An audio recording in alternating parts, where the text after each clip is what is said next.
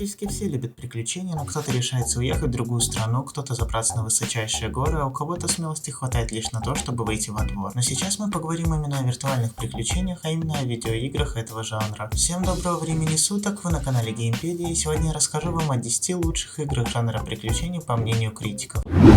Это мистическое приключение с видом от первого лица захватит ваше внимание с первых же секунд игры хотя бы из-за необычного вида. Вместо стандартной цветной картинки вы получите игру в серых тонах, да еще и с рисованной графикой, что вместе делает вид игры весьма необычным, выделяющим среди остальных. А дополняется это геймплеем, основанным на дедукции. Протагонистом этой игры является Гайбраш Трипфуд, который настолько сильно хотел спасти свою возлюбленную от пирата Личака, что случайно надел ей проклятое кольцо, из-за которого она превратилась в статую. И вот Гайбрашу предстоит исследовать остров обезьян и противостоять Личаку, чтобы спасти Элейн, ту самую возлюбленную. Суть игры сводится к тому, что с самого начала мы слышим закадровый голос, который всячески пытается отговорить нас играть в эту игру, а нашей же целью является, что логично, продолжение игры, то есть сопротивление этому голосу, что значит и самой игре тоже. Данное издание является сборником всех эпизодов, вышедших ранее. Сама же игра рассказывает нам о зомби-апокалипсисе, изменившем весь мир. Взглянуть на это мы можем глазами преступника Лея Веретта, пытающегося хоть как-то бороться за свою жизнь. Действие игры происходит на пароме под названием «Грязный мамонт» в тот момент, когда он плывет вокруг подземной реки Эхо. Нам предстоит увидеть, как группа из нескольких человек пытается перебраться через эту реку, решая различные загадки, попадающиеся им на пути.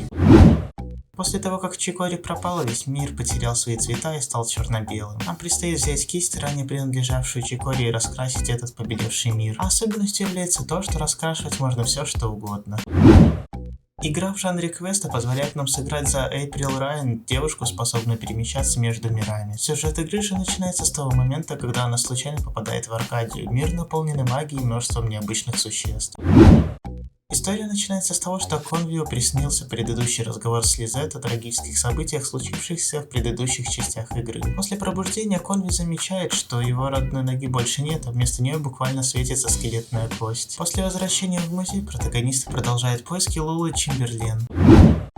Эта игра является весьма необычной по своему дизайну, что лишь еще больше привлекает своих игроков. Хоть в ней присутствует некий сюжет, большая часть игры происходит именно в приключениях, сражениях с враждебными существами и даже строительстве, для которого здесь есть все необходимое. А если вдруг чего-то не хватает, то существуют тысячи модов, способные превратить эту игру во что угодно.